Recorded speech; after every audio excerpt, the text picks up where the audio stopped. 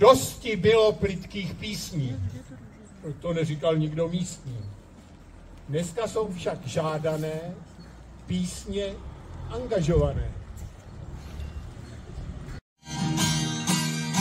Polodne toho dne, když jsem patřil světlo světa, řekli si dva strýci, řekli si, otec, matka a teta, aby byl rodiny pícha a nehonil pozdě pícha. Studovat musí, řeči znát musí a musí mít doktorát. Já během studování měl vždy vyznamenání, takže rodičů přání dovršená míra. A když jsem doštudoval, doktorát jsem zroloval, do torny jsem ho schoval a dělám páru portýra. Onehdá se mi zdá, naše vláda zase dala. Řešila, jak by se zničila ta krize, co nám tolik dodala. Po debatě hlučné dosti proti nezaměstnanosti jeden kos náhle pak zdvihnul nos, poškouká, ať se na tisk neletá. V tom letáku ať stojí, ať se nikdo nebojí. Vláda na stráži stojí, pomoc mají jistou. Že na ně vzpomínáme, že peníze nemáme, tak jim ten leták dáme. Nemají co dělat, ať si čtou. Tak jsem čet, co jsem čet, rozpočet, to jsem čet. Říkal jsem si, to je prachu. Ale pak, a co pak? Sklopím zrak, a co pak? Řeknu si, počkej, brachu, to se ti snad jenom zdálo. Ono je to vlastně málo. To není legrace, co stojí sanace a pak reprezentace. Je zapotřebí z čerstva budovy ministerstva, železnic, zemědělstva, v parlamentě adaptace. A proto ať se spoří a poplatnictvo moří, jenom ať se nezboří poslanecká restaurace. Pam tararam, pam tararam, pam tararam, pam tararam, pam tararam, pam tararam, param, pam tararam, pam pam.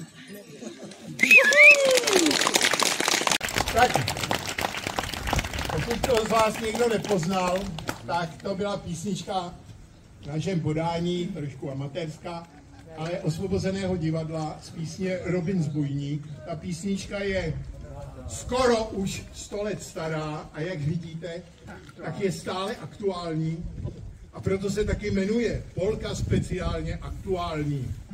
Takže to byl Voskovec Verich, Jaroslav Ježek, Polka speciálně aktuální a my pro vás máme ještě jednu písničku, která je taky stále aktuální, taky už jí bude skoro 100 let a je od jiného českého klasika, jehož jméno bylo Karel Hašler.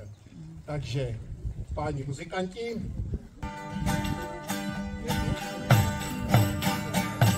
Osudem je dáno člověku být se za svá práva od věků. A když potom revoluce zalomcuje světem prudce, vezme mnohdy celý národ do vléku. A když potom revoluce zalomcuje světem prudce, vezme mnohdy celý národ do vléku.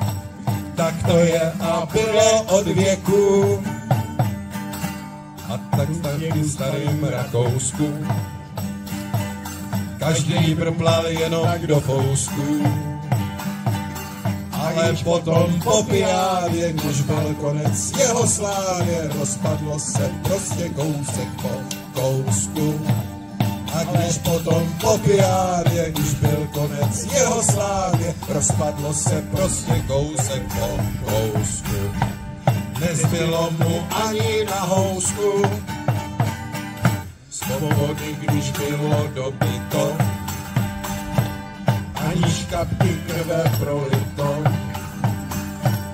Otěže jsme vzali vlády, zrušili jsme starý řády a tím bylo všechno prostě odbyto. Otěže jsme vzali vlády, zrušili jsme starý řády a tím bylo všechno prostě odbyto. Pak už šlo jen o to koryto, každý, kdo měl legitimaci, honem běžel na svou organizaci. Každý utíkal, co stačil, už hlavu se rychle tlačil, nikdo se však nepral vůbec po práci. Každý utíkal, co stačil, už hlavu se rychle tlačil, nikdo se však nepral vůbec po práci.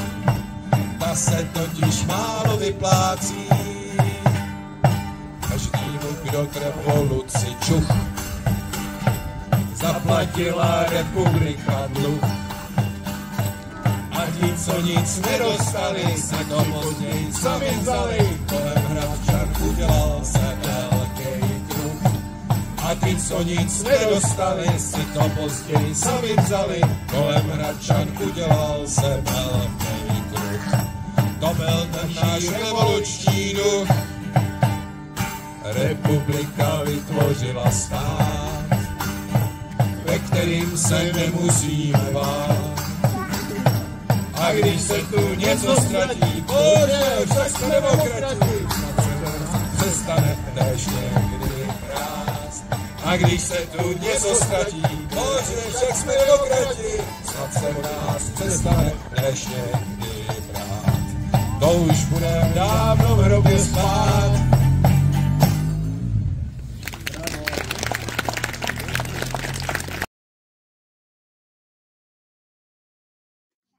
Hezkého dne vinčujeme a o právo masopustní koledy vás žádáme, abyste tohoto dne svého postu rychtářského použila, nám právo koledy dala, s námi po vsi chodila, jedla, pila a zpívala a taky medvědovi na žrádlo do kasičky první závdavek přidala. Tak vám vinčujeme a žádáme a na odpověď tu čekáme.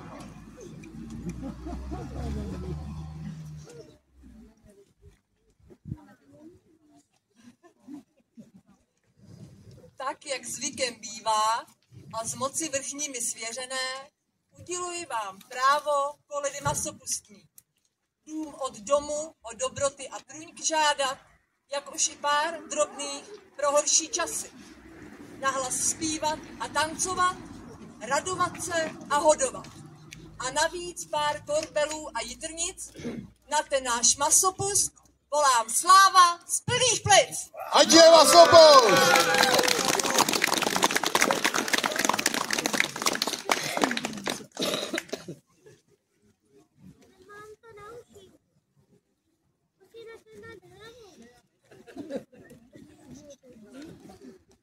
Takže sláva masopustu!